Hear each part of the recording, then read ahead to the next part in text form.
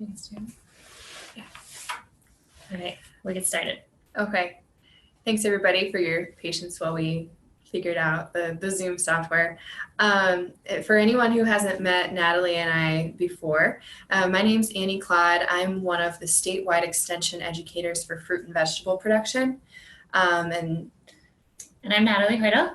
I am one of the other statewide fruit and vegetable production educators.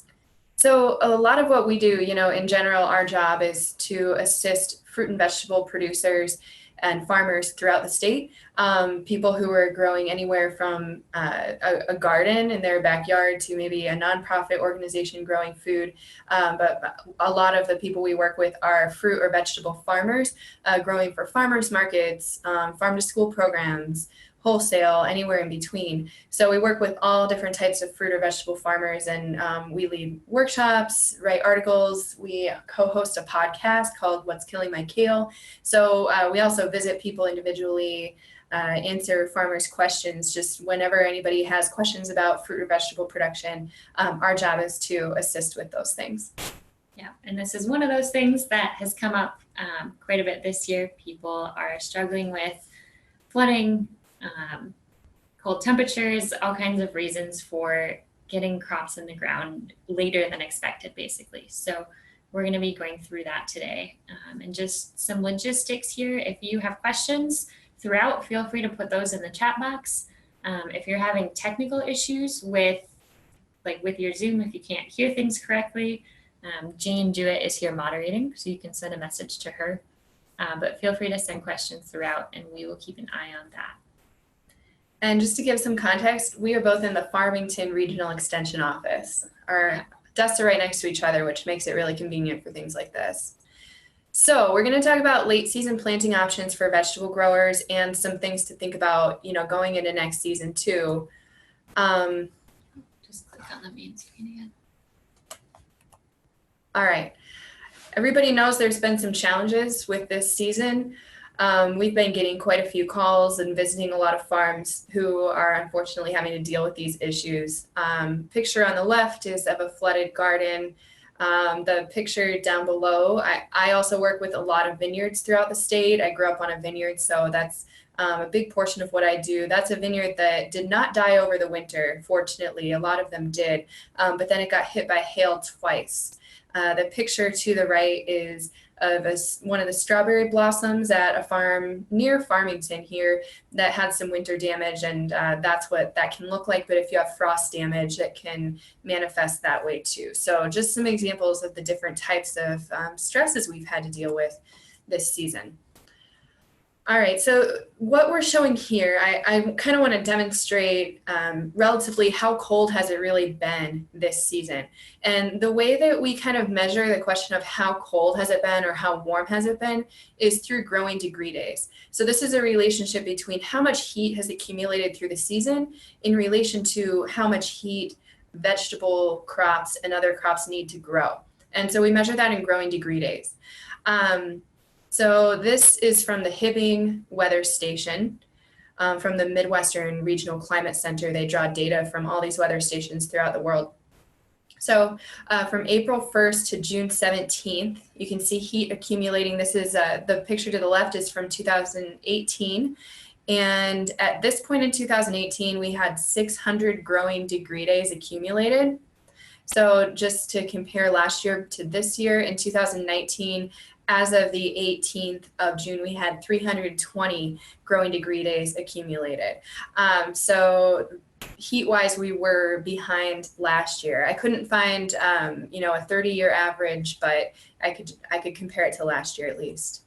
If we look at New Ulm, further south in the state, we have a similar story there. This time last year, we had 970 growing degree days. And this year there are 600 growing degree days accumulated, so quite a difference there.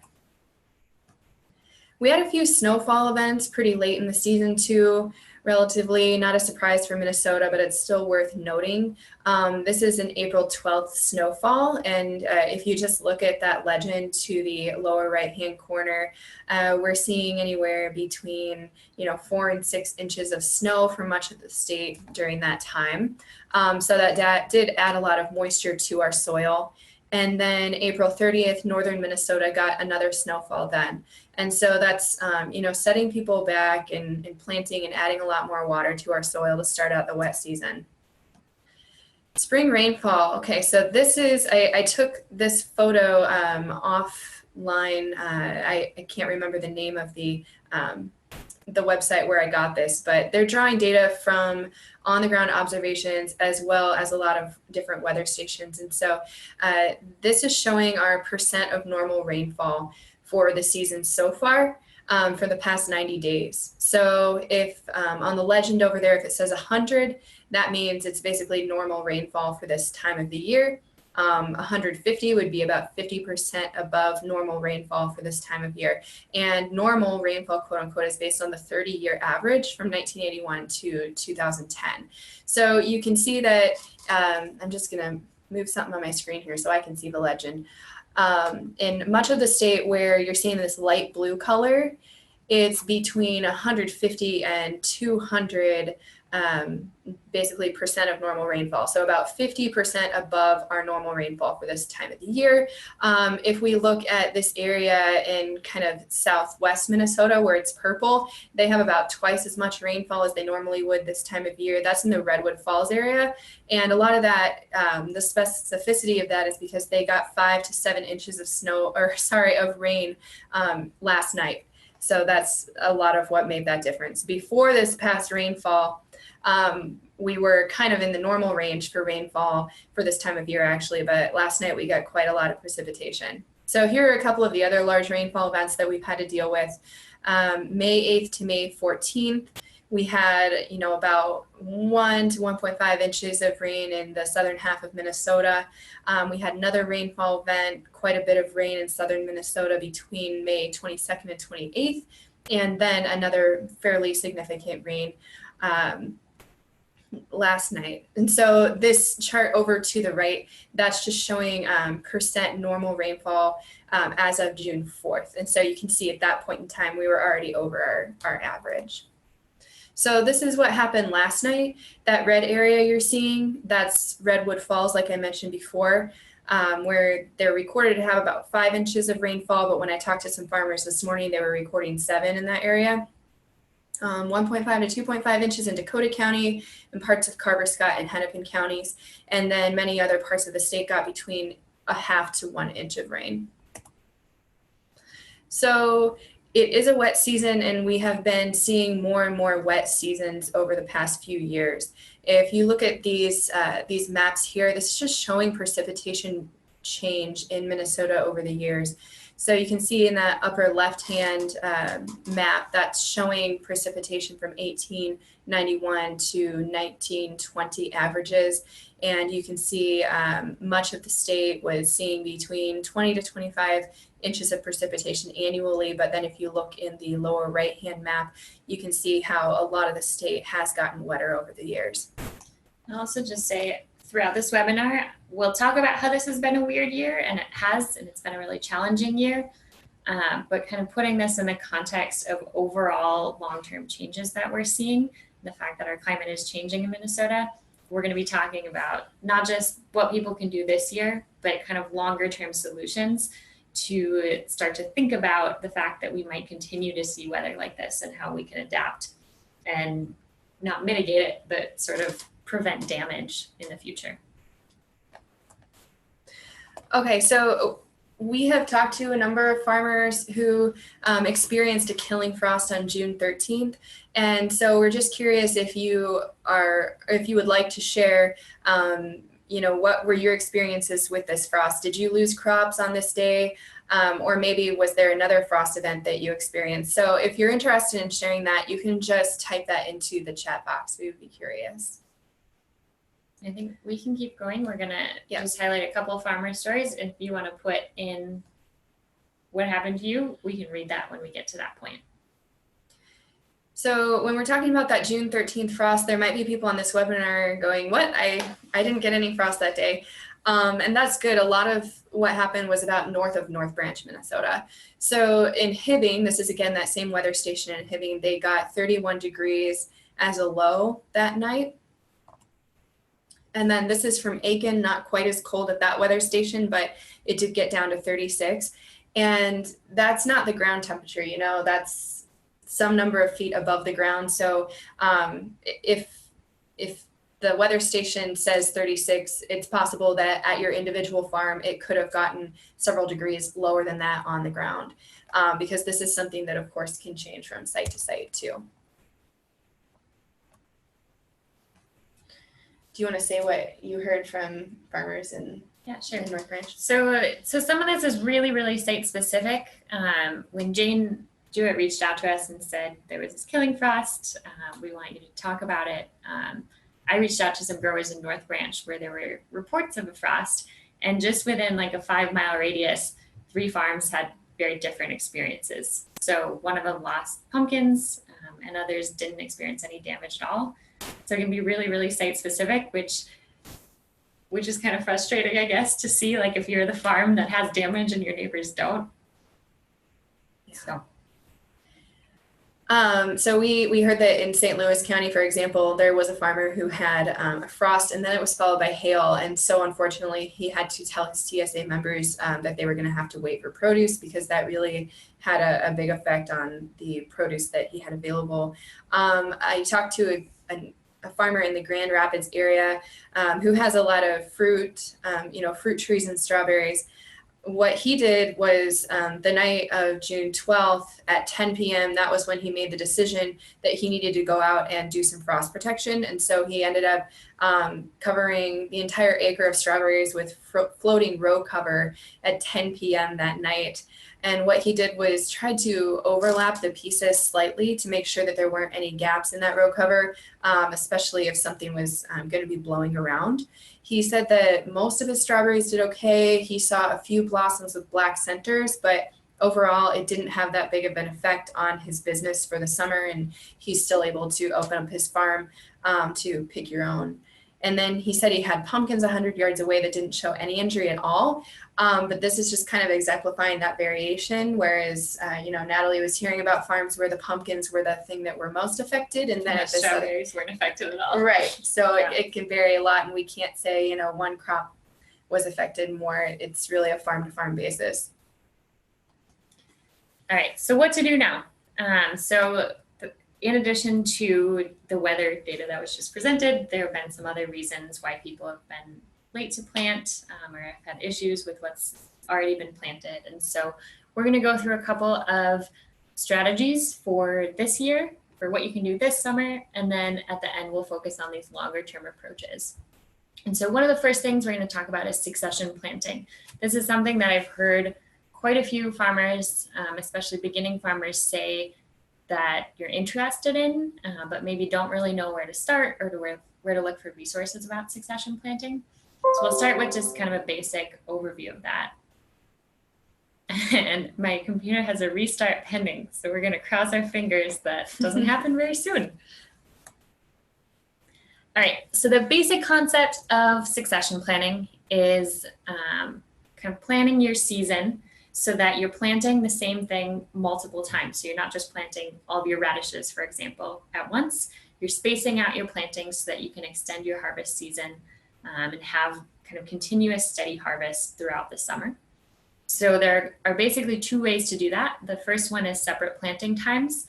So depending on basically the time it takes from planting that seed to harvesting, as well as the duration of harvest, you might plant every 7 to 21 days. So for example, something like a radish that you typically would pretty much harvest everything all at once, you might do more regular planting. Whereas with the summer squash, where you're continuously harvesting from that same crop and you have a longer harvest window, you might do every 21 days.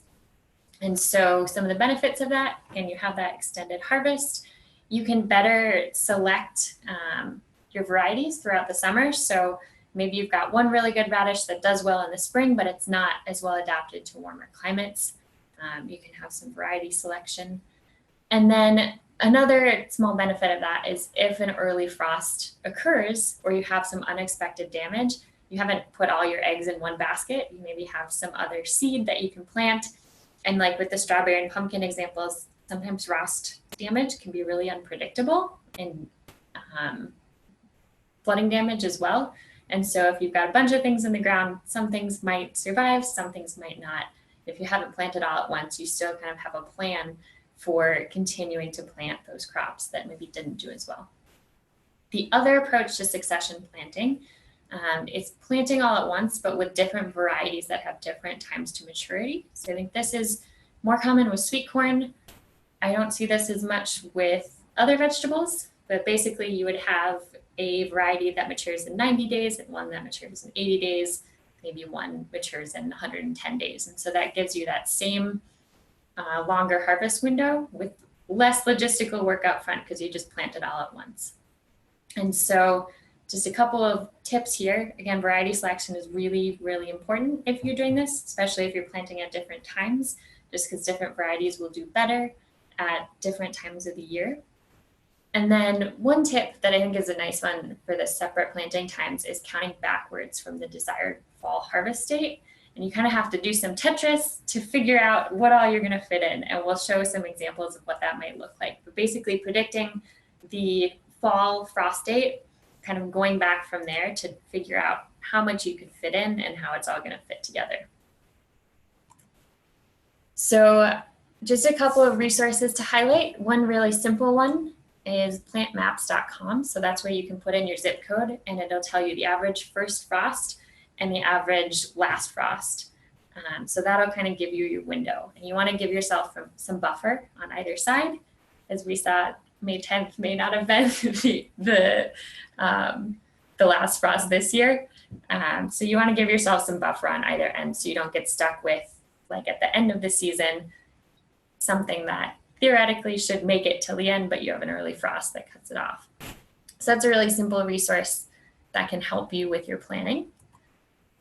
And then as you do this planning, to really successfully do succession planning, you want to put in the time up front to really plan it out and then give yourself space within that plan to adapt if things don't go according to plan or if you lose some crops. So I just kind of put together a really basic example of how I've done succession planning before. So in every bed, writing down like, what are you going to direct seed? Ideally, you'd write down the variety. When do you plan to harvest it? And then what could you plant after that? I thought this example from Pear Tree Farm from Illinois Extension was really nice in that it's really visual. Something that's nice about succession planning is you can kind of stretch out your workflow so that you're not planting or harvesting everything at once. And I think the way that they have it visualized here with the colors can really help you to see kind of when you have these bumps where you have a lot of like harvesting everything at once. So some keys to doing this really successfully are keep good records, knowing what works, what varieties work, comparing notes with other growers in your area. So this, I think, especially gets to the variety issue, especially in parts of the state like northern Minnesota that have pretty distinctly different climates. You're going to have varieties that work better in northern Minnesota than in southern Minnesota, and then be adaptable. So I guess just as an example here on the little table on the left, you can see I put in direct seed spring radish April 25th, probably with some row cover or a low tunnel in that situation. And then about a week later, sowing again. And then later in the month of May, after maybe getting a crop of lettuce in, seeding a third round of radishes. So you have that kind of consistent harvest of that crop throughout the season. And then you'll just kind of be creative again about sticking in what fits where, and then also just being cognizant of nutrient requirements and things like that.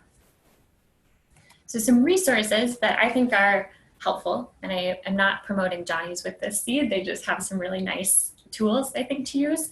So a lot of their varieties you can also find from other suppliers, but I do think these tools are helpful. So they have something called a succession planting spreadsheet, and I wouldn't necessarily use this on its own, but basically they have like an Excel sheet where you plug in your expected first frost date and last frost date.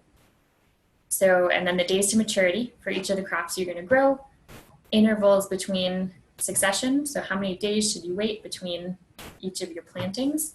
And it kind of shoots out this Excel chart for you, which I don't think is very user friendly, but I think if you use this with a tool, like if we go back, like a sheet like this, it can help you just as a resource to develop a really nice succession planting program.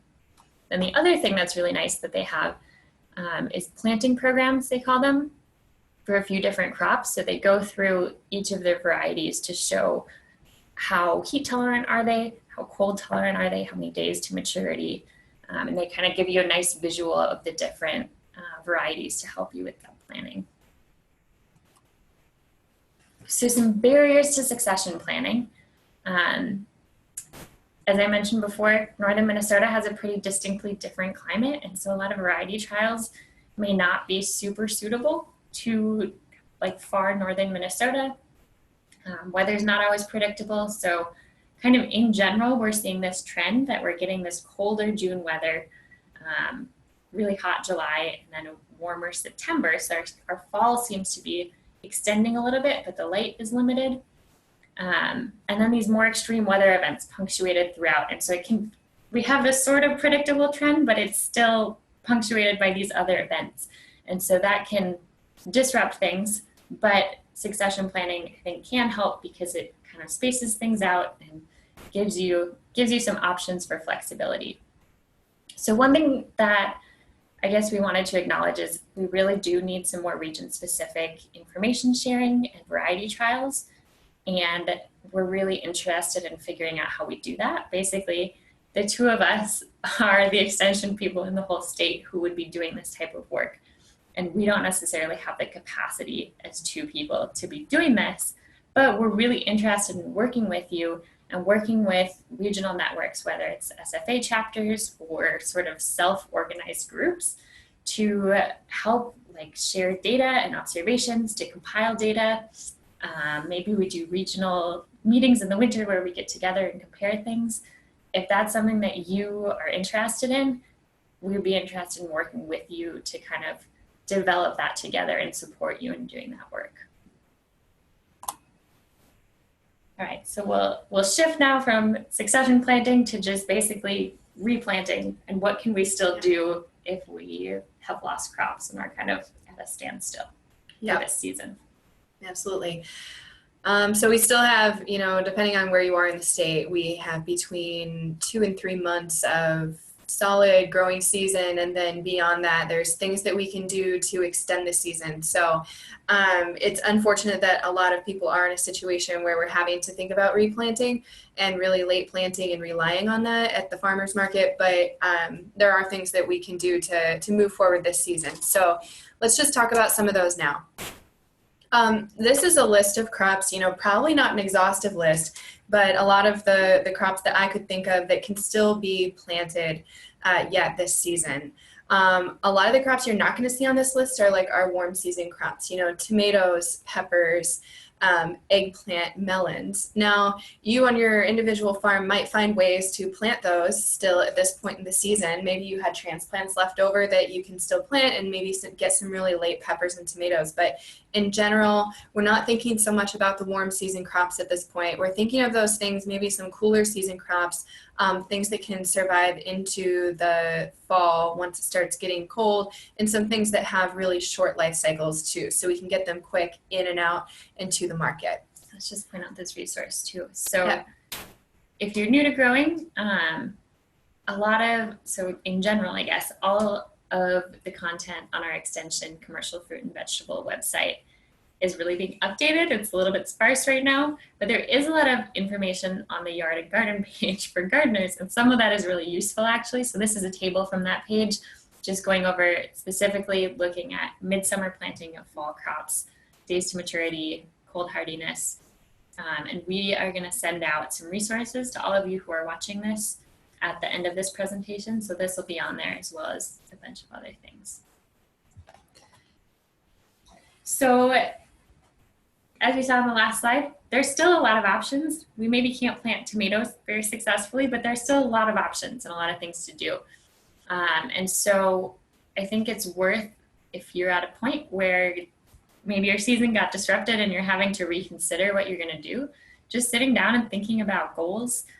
So this is not meant to be like an authoritative table telling you what to do. It's more an example of how you might sit down and think about some different considerations as you're thinking about what to plant. So things like days to production in your part of the state, how realistically, how many days do you have until the first frost?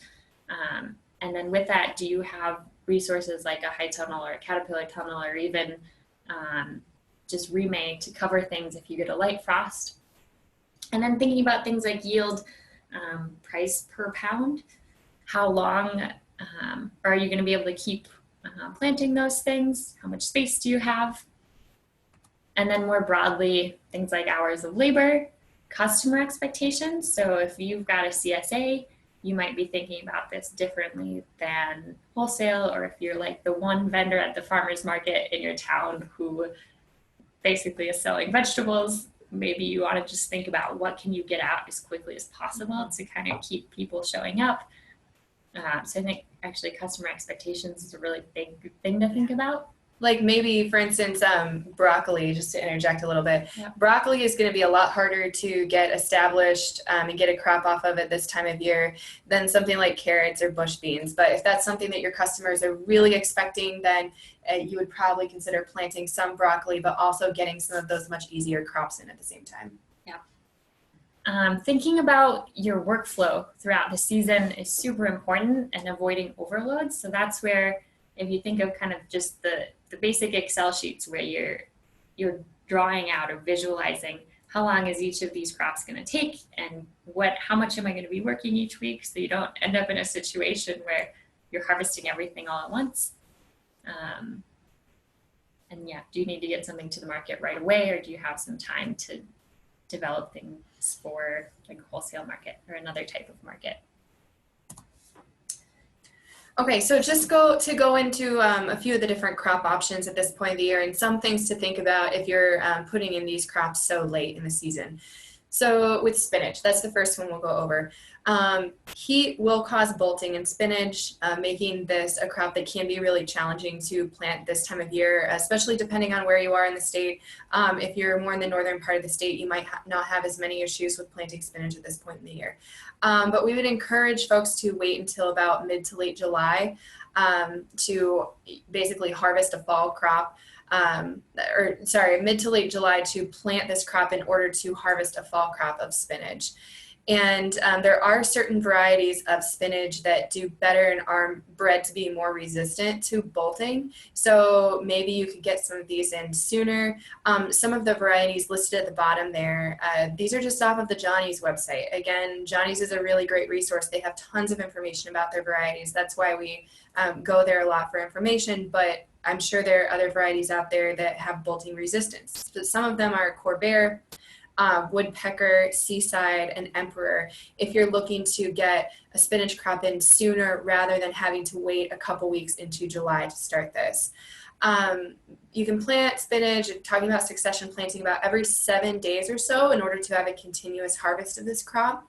If you can use row cover, once the temperatures start to decrease in August or September, that can significantly extend the season, because spinach is something that likes a little bit of cool weather. So if you can get a row cover on that, you're going to be able to harvest spinach longer. Then it's just a matter of making your customers aware that you have that crop and that it is considered a fall crop. And so they know to expect that from you.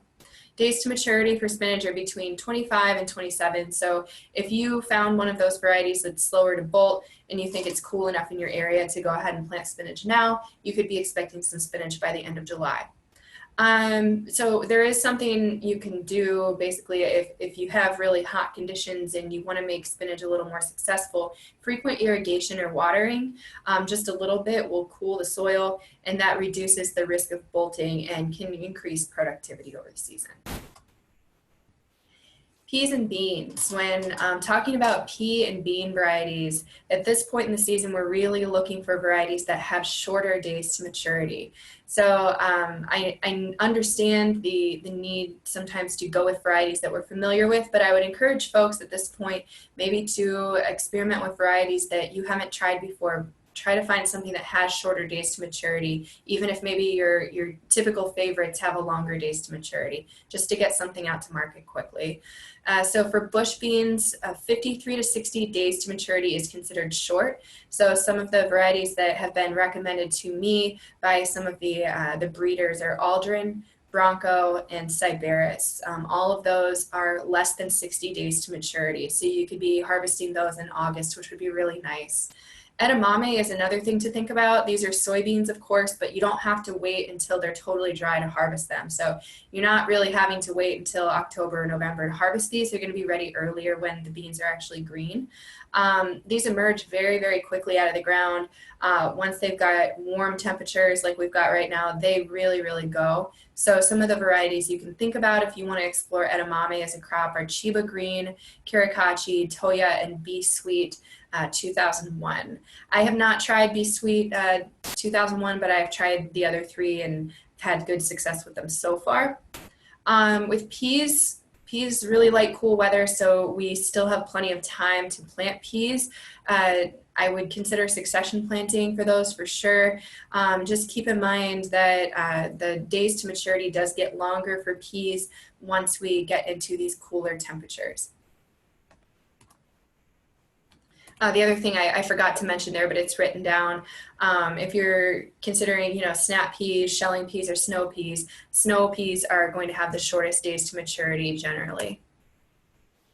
Basil is something that would be fairly challenging to establish at this point in the year unless you can find a source of transplants. If anyone here has grown basil, which I'm sure you have, you've probably experienced that basil is really, really slow to germinate, so it takes quite a while in order for the plants to get large. But if you do think about planting basil, you can consider row covers to make that season longer for that.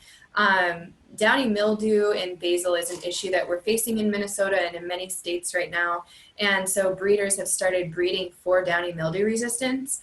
And so I think some of these varieties that we've listed are currently being trialed in Minnesota by several farmers. And I know that the student farm on the St. Paul campus is trialing some resistant varieties too. But some of those are Rutgers Obsession, Rutgers Devotion, which is pictured there. Eleonora, Everleaf, and Prospera also have some degree of downy mildew resistance. So if you are going to try basil at this point, you might consider trying one of those resistant varieties. I'd also say, I think the term resistance can be a little bit misleading sometimes. We think if something's resistant, we're not going to have any issues at all. Sometimes that can just mean that it can slow down disease progression, so you may still see some. Mm-hmm. Yep. And if you see disease tolerance too, tolerance is different than resistance. Tolerance typically means it's less resistant. So it's more susceptible, but it has a little bit of defense built in there. All right, carrots, I would argue, are a great choice for replanting or late planting this point in the year. A great choice for succession planting as well. So I chatted with Ken Fine at Johnny's. Again, they're just a good resource. We're not endorsing any companies, but he was able to recommend to me some different varieties and give me some details about those. So Bolero, this is a good variety for fall harvest, especially let's say you're selling farm to school. They want a large quantity of carrots. You can plant these until mid-July. They are 75-day carrots, so you're thinking about a late harvest there. But a very good variety, very consistent. Mokum is a much shorter days to maturity variety, 54 days. It can be harvested early for bunching, and he says they can make pretty good mini carrots as well. So, you could even harvest some earlier if you really need to get something to market, within 5 weeks from now. You can harvest those earlier for mini carrots. Yaya is another one with a short days to maturity, 56 days. And again, you can harvest those earlier than 56 days if you want to get some small carrots for early bunching. So that's a really good choice at this point in the season. Other choices to mention are radishes and beets. So Natalie and I were talking a lot about bolting and the risk of bolting in various crops. But radishes can be planted at this point in the season, even though we typically think of them as an early season crop. So our small traditional radishes like a cherry bell, your round red radish, You could be planting those now, you can plant them later, you can do succession planting with those. Their lifespan is 25 to 30 days, so that's something you can get quick in and out. As specialty carrots, like your watermelon carrots and your, sorry, I said carrot, your watermelon radishes and daikon radishes, those are going to have a longer days to maturity from about 45 to 55 days. So you could be planting those, probably not quite yet, to avoid risk of bolting, but you could think about putting those in starting in mid-July for a fall crop. Late July. Mid to late? Oh, yeah. So for beets can be sown now. Since it is pretty warm in the season, hot temperatures have been shown to impact flesh color in beets. You might get, a slightly lighter flesh color than you would like. You might also get white circles within the flesh of the beets. So that's something to think about, but you can still get a good crop under many conditions. If you're in a really hot environment, planting beets now may be best for beet greens at this point, but it really just depends on your site. So you can sow those at about 2-week intervals if you're doing succession planting, and they recommend stopping about 2 months before frost, or you can also use row cover to extend that season. All right, we're going to talk about broccoli. This is something due to the risk of bolting and different disorders in broccoli. It's a lot more complex than some of the other varieties. So Natalie is going to go in depth on bolting, what causes bolting in broccoli, and what to think about depending on when during the season you're planting broccoli. But at this point in the season, if you're going to plant broccoli, it's super important to choose varieties that are heat tolerant and suitable for a late harvest. So they need to be able to be hot when they're growing and cool when they're actually going through reproduction. You also might think about planting broccoli that's a smaller bunching variety in order for you to get a quicker harvest. So the other thing to think about with broccoli, unfortunately, is it's really hard to find transplants now. So if you're going to be planting broccoli, you're probably going to be direct seeding it at this point unless you have a connection for some transplants. So you would be expecting a harvest that's about 15 to 20 days later than you typically would if you were doing transplants. There are a lot of different variety trials throughout the country to figure out what are the best varieties of broccoli to plant in this late season scenario. So Iowa State University, I guess that would be closest to our environment here in the southern half of Minnesota. Varieties that they liked for this time of the year are Asteroid, Emerald, Star, and Green Gold. Cornell, which they would be doing their variety testing up in upstate New York, closer to Vermont, in the Finger Lakes area there.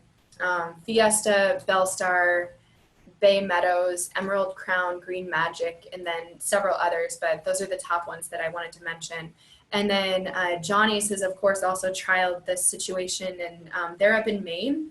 So for somebody in northern Minnesota, that's probably the closest we're going to get. They liked Imperial and Green Magic. So these numbers here, that's the days to maturity. Imperial is a 71 and Green Magic is a 57. So again, those are from transplanting. So if you're planting them from seed, expect about 15 to 20 days longer.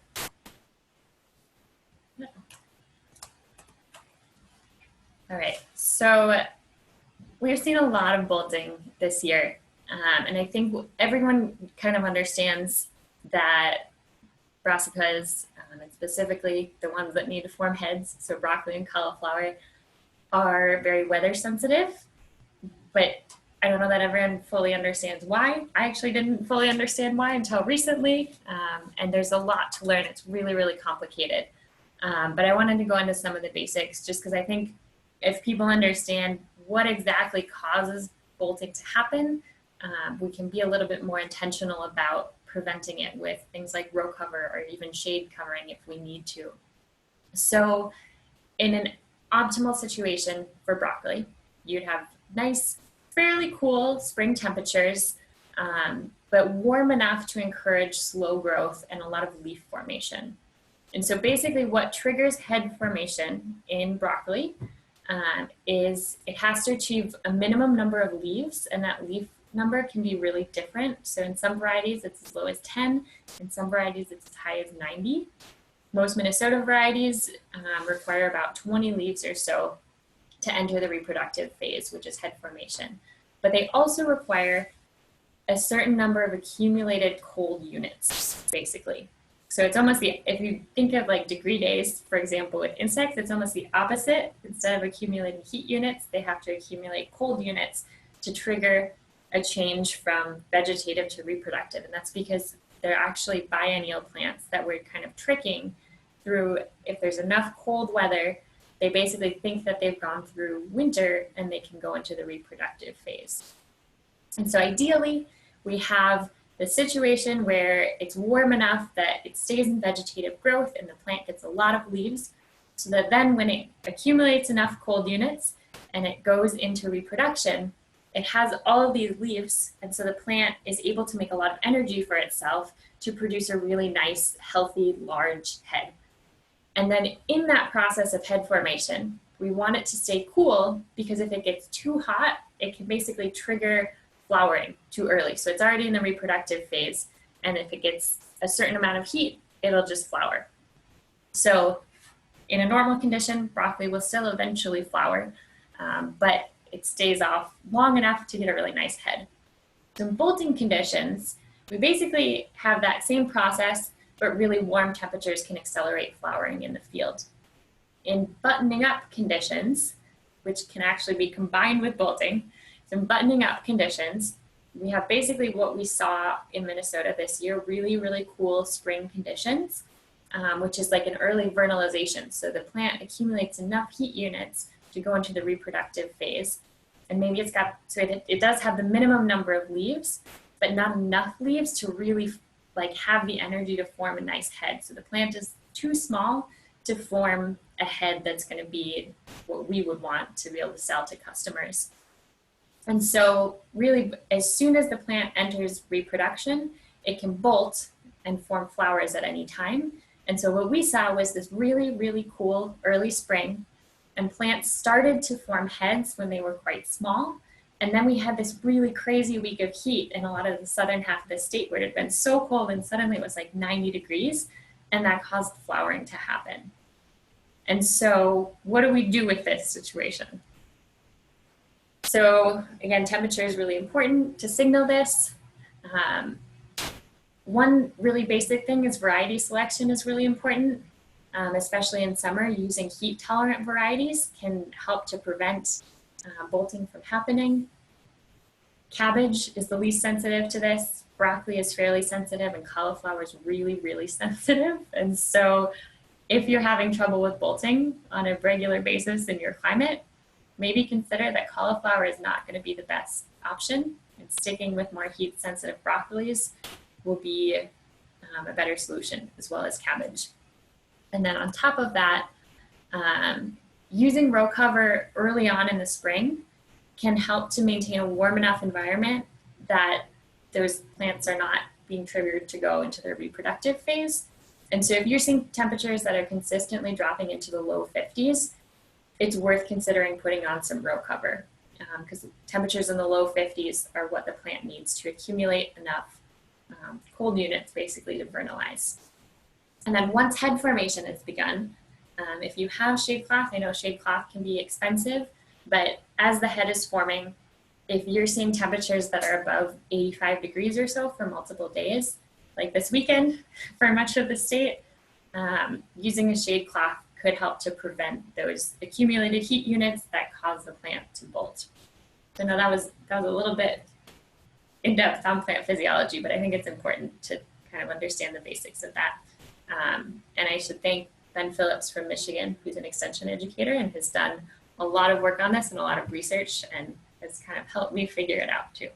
I should mention too, there is research going on at the university now with shade cloths to see in Minnesota how that can be used to increase the quality of broccoli and prevent bolting. So this is something we're working on, and hopefully within another year or two, we'll be able to get more of those results out.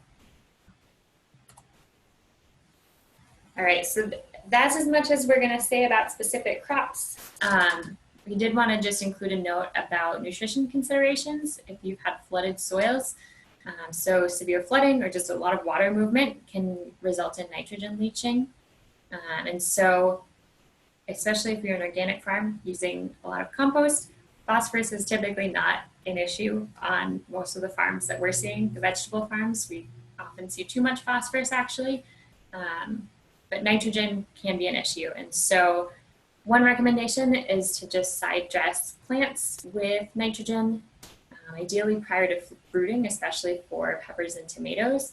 The main recommendation that I was reading is that potassium nitrate foliar applications are actually the best thing that you can do in a situation where you have a lot of water and flooding, because the roots, if you have enough flooding, are not able to access oxygen, which means they're not able to basically function normally and take up nutrients. But doing a foliar application can help the plant to uptake those nutrients. Unfortunately, there's not an organic option for potassium nitrate, but you could still be using a really heavy nitrogen fertilizer without a lot of phosphorus, like a blood meal on an organic farm. And one resource that we'll send out is this really nice little add-on to Carl Rosen's Fruit and Vegetable Nutrient Management Guide. So this add-on is for organic systems, and it's got some nice charts comparing different organic fertilizer sources and their NPK ratios. But basically the overall pretty consistent recommendation across states that have had flooding issues is that if you suspect that you've had a lot of nitrogen leaching due to floodwaters or just heavy rains, about 4 to 5 pounds per acre of nitrogen is what you want to add back on at this point in the season. If you've had a lot of flooding, blossom end rot may also be, you may be more likely to see that in peppers and tomatoes, just because, again, water in the soil and in the root systems can inhibit uptake of nutrients. So ideally, you're making these decisions based on soil testing that you did earlier in the season. That recovery rate is assuming that you are kind of right where you should have been with nutrient management at the beginning of the season. All right. Okay, so we're going to talk a little bit about strategies for the future then. It seems like these erratic weather patterns, unfortunately, are not seeming to go away, and we can't predict what's going to happen next year. So having strategies in your tool chest of what you can do to be more resilient to these, that's something that we definitely want to be working on more, and we want to get folks thinking about this. So how do we plan for unpredictable weather? And how do we assume that the weather is going to be unpredictable and then prepare for that? So one big thing we can do is start investing more in resilient perennial crops. Not every perennial crop is as resilient as some others. Things like grapes and strawberries, while they're very important to us in Minnesota, they're not as resilient as some of the other perennial crops, but they are very high demand. So that's the trade-off that we have to think about. I work a lot with perennial crops because I work with vineyards and apple orchards quite a bit, and other fruit farms. I also work with the SFA Asparagus Project, helping teach workshops on asparagus that are going on throughout the state. So asparagus is something where, it's an early season crop, so it's not really going to help us as much in the July mid-season time period where we're struggling right now. But asparagus is something where it's a perennial. So you're not having to think as much about tillage. You're not having to think as much about when you can get in the field to plant, because asparagus is basically planted once and that patch can last for 15 years. There's also things that you can do so that you never basically have to go in and cultivate or till your asparagus. Many farmers will plant cover crops between their asparagus rows, which allows them to get to the field easily to harvest and do other management things. And it keeps out weeds, and it allows them to not have to cultivate between those rows. So asparagus is a great thing to think about. Rhubarb, of course, a lot of farmers are already growing rhubarb. In some parts of the state, rhubarb at farmers markets might be saturated at this point. It seems like in pockets there's quite a bit of rhubarb that's not always getting bought, but that's something to consider as well. Just to have in your tool chest. Currants and honeyberries. So these are two very hardy perennial berry crops. Currants, sorry, we have somebody on the lawnmower going past our window about every 5 seconds. And now he's stopped outside of our window. But honeyberries, they're hardy down to minus 55 degrees. So these are something where if other crops are getting a lot of winter damage, like our grapes got a ton of winter damage this year, for instance, honeyberries are something that's much less likely to get winter kill. Currants are typically not a fresh eating crop. You're going to have to think about encouraging your customers to make them into preserves, or you yourself doing a value-added crop for that, but that is an option to consider as well. So hazelnuts, I mean, you can cook with currants too, but you eat them fresh. I don't think a lot of people can be easily convinced to do that, but maybe. So hazelnuts are another crop. University of Minnesota is working a lot on hazelnuts, partnering with hazelnut farmers throughout the state. So that's something I'm sure a lot of growers here have heard about. And then perennial onions are another idea. So we just wanted to highlight some resources that you can look into. There's a perennial fruit book. Thaddeus McCammon and Sadie Schroeder wrote that a couple of years ago. There's the Upper Midwest Hazelnut Initiative and Forever Greens Hazelnut Program. We're going to send out links to these resources in the chat box at the end. And then for the Asparagus Project, I wrote a short fact sheet about how to get started growing Minnesota premium asparagus. So we just released that one last year. Great, so infrastructure obviously can be very helpful for dealing with difficult weather. So we've got high tunnels, low tunnels, caterpillar tunnels, and I just wanted to include some information on the NRCS High Tunnel Program. I guess I've been talking to a few farmers this week in northern Minnesota who have kind of said, yeah, we know about it, but no one we know is really doing it. It just seems kind of weird. Like, why is the government giving people free high tunnels? So I just wanted to give a little bit of background. So it's through Natural Resources Conservation Service. There's a program called ECRIP, and that covers all kinds of, it's basically grants for all kinds of different conservation initiatives. And they have decided that fruit and vegetable growing is a resource concern. That was how the person I talked to phrased it, and that it's a resource concern to have fresh fruits and vegetables. And this is a way in Minnesota that we can do that more resiliently. And so the funding can really vary. In 2018, it was about $6,000. This year, it was $10,000. Is that per farm? Yeah, per farm. And so they don't really know what it's going to be next year, but you're never going to sign into a contract before you fully understand how much money you're going to be getting. And there's actually no reporting requirements. There were in the first few years when it was a pilot program, but basically you just apply for this grant and you get the high tunnel, and you're supposed to keep it in fruit and vegetable production for 5 years, but there's not actually it's not like an official reporting requirement where you need to be writing like updates to NRCS on any regular basis. One thing to note about it is that the dates are really variable. So if this is something you're thinking about, I encourage you to apply very early, like go to your NRCS office on a rainy day this summer even. So I think this year the cutoff date was like January 18th or 19th, but in the past it's been early November. And so just make sure, if this is something you're thinking about, to get in early and talk to your local NRCS agent in your county. But high tunnels are really great. If you can get a grant like this, it really, really helps with the cost of installing a high tunnel.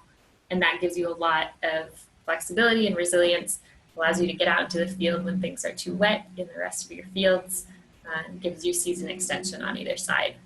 And there are some farmers who really rely on high tunnels for their high value warm season crops like tomatoes and peppers, where if you have a flood, losing those could be pretty detrimental. So having those protected in a high tunnel is something that a lot of farmers are really valuing.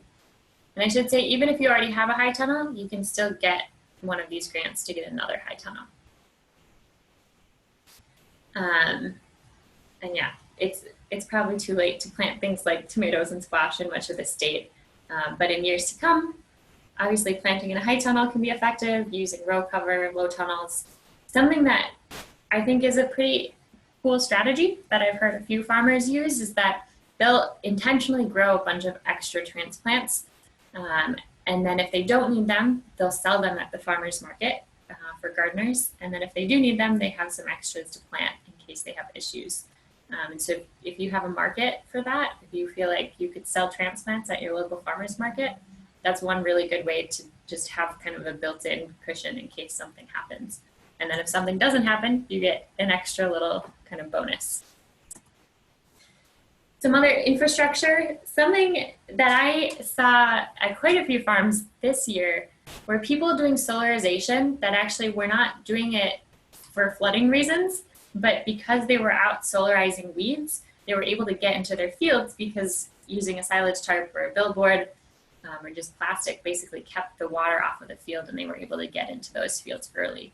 And so if you're seeing tons and tons of rain and you happen to have something like this, just putting it out over some of your most valuable fields before you want to get out and plant can be a good thing to do. And you can be creative with it. A lot of, like, if you have farmers or farmer neighbors who are dairy farmers, you may be able to get their used silage tarps really cheaply. Billboards on something like billboard.com are going to cost you some money, probably maybe $100 to $150 per billboard. But if you know someone locally, you may be able to get those for free as well. And then the basic things like row cover and shade cloth, living row covers. So I'm seeing more and more on farms that people are planting things like white clover between rows, and that just helps with water infiltration. You don't have water moving across your field as much. Cover crops to improve water infiltration. So there are a lot of simple strategies like this that can actually go a really long way, especially when we're thinking about really, really wet spring weather.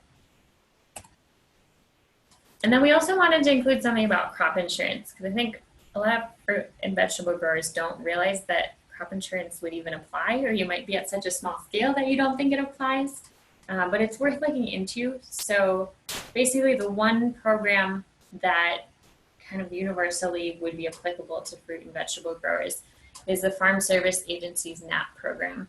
And so this is crop insurance for non-insurable crops, basically, for catastrophes, that's the official term they use. So it's disaster insurance. It covers hail, excessive moisture, flooding, drought, frost, basically all the things we've been talking about today. And depending on your scale, it's either pretty cheap or pretty expensive. If you've only got a row of tomatoes, maybe it doesn't make as much sense. Whereas if you've got a lot of tomatoes, maybe it does. So the basic idea is it's $325 total per crop, no matter how much of that crop you're growing. The maximum payment is 3 crops, so you could be paying up to about $1,000 if you want to insure a lot of crops. But beyond that, the rest of them are free. So if you're paying for 3, you can add on as many as you want to.